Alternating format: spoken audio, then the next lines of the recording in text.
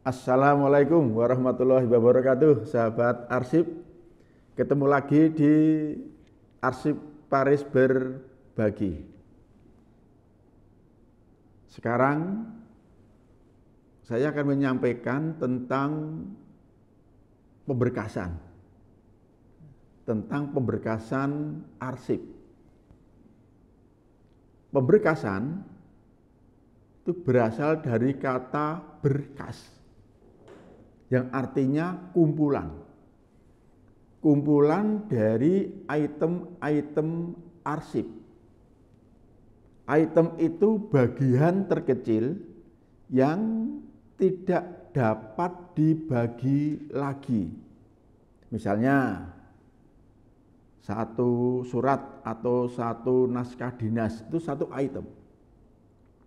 Kemudian laporan pertanggungjawaban, meskipun terdiri dari ratusan lembar, itu satu item. Nah, kumpulan dari item-item itulah yang namanya berkas. Pemberkasan, kata dasar berkas dapat awalan pem dan akhiran itu artinya apa? Tindakan.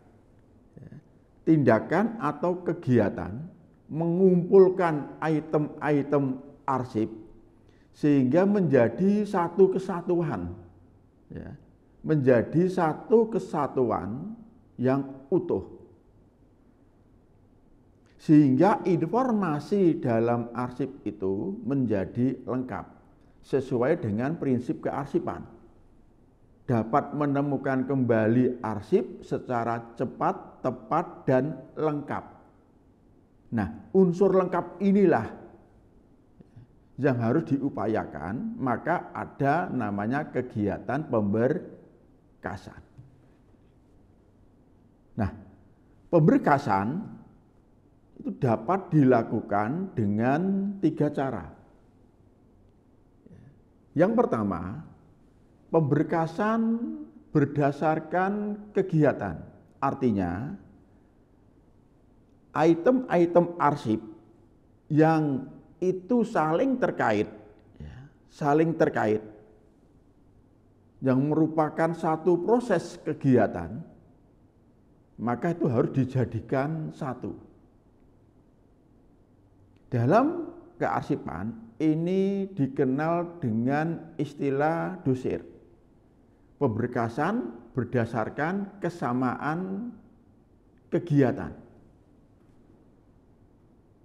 Nah, dan ini harus dilakukan oleh pencipta arsip, oleh pemilik arsip, manakala kegiatan itu yang melaksanakan organisasi yang bersangkutan, yang menciptakan lembaga yang bersangkutan sesuai dengan fungsi lembaga. Arsip-arsip yang tercipta harus diberkaskan berdasarkan dosir, kesamaan kegiatan, sehingga dapat mencerminkan bagaimana kegiatan dilaksanakan dari awal sampai akhir, sehingga berkasnya betul-betul utuh, betul-betul lengkap dari awal sampai akhir. Oleh karena itu, sahabat arsip, yang dapat melakukan pemberkasan ini berarti unit pengolah yang memiliki fungsi atau yang melaksanakan kegiatan yang bersangkutan. Karena unit pengolahlah yang tahu keterkaitan antara arsip yang satu atau item yang satu dengan yang lain. Gitu. Hanya unit pengolah yang tahu.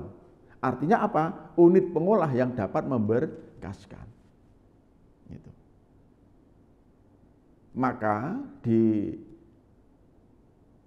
Peraturan Pemerintah Nomor 28 Tahun 2012 tentang pelaksanaan Undang-Undang Kearsipan,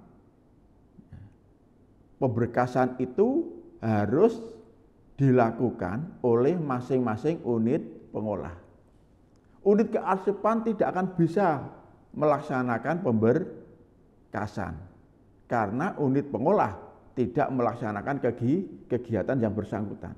Yang dapat melaksanakan unit pengolah yang bersangkutan, yang melaksanakan kegiatan.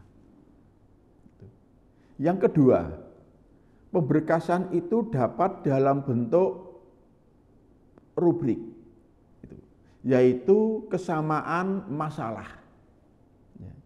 Jadi arsip yang informasinya sama bisa dijadikan satu. Ini berbeda dengan yang awal tadi, yang berdasarkan dosir, kesamaan kegiatan. Kalau ini kesamaan masalah. Gitu. Misalnya, arsip tentang cuti dijadikan satu. Cutinya siapapun menjadi satu. Itu rubrik berdasarkan masalah. Tentu harus dibedakan juga itu cuti tahunan apa cuti alasan penting. Gitu. Tapi sekali lagi, ini juga disesuaikan dengan kebutuhan sahabat arsip.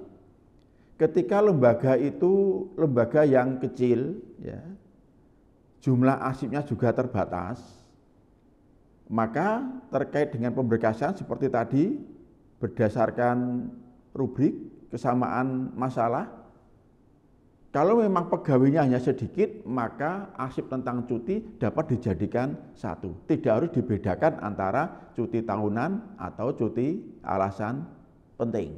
Seperti itu.